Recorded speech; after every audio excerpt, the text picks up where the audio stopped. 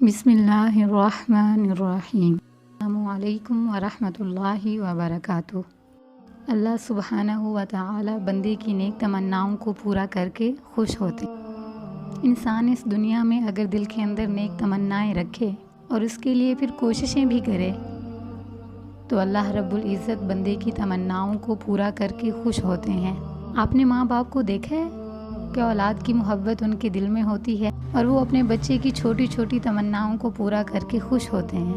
اگر کوئی مالدار باپ ہو اور اس کے دل کے اندر اللہ سبحانہ و تعالی نے رحم بھرا ہوا ہو تو وہ چھوٹے بچوں کی چھوٹی چھوٹی خواہشات کو پورا کر کے خوش ہوتے رہتے ہیں۔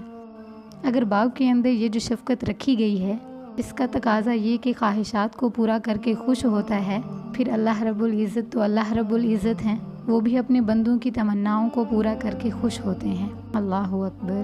چاہے پھر کیسی ہی تمنا کیوں نہ ہو، محبت اور غم انسان کو مانگنا سکھا دیتے ہیں۔ محبت ہو یا غم ہو، یہ بندے کو گفتگو کا طریقہ سکھا دیتے ہیں۔ اولاد بیمار ہو تو ماں کو دعا مانگنے کا سلیقہ خود بخود آ جائے گا کہ کیسے تڑپ کر مانگنا ہے، انہیں سکھانے کی ضرورت نہیں۔ بچہ بیمار ہے تو بچے کی محبت ماں کو سکھا دے گی کہ مانگنا کیسے ہے۔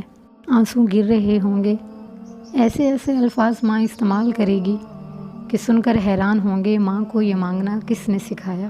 تو جواب ہے محبت نے سکھایا۔ محبت اور غم انسان کو مانگنا سکھا دیتے ہیں۔ اللہ اکبر کبیرہ۔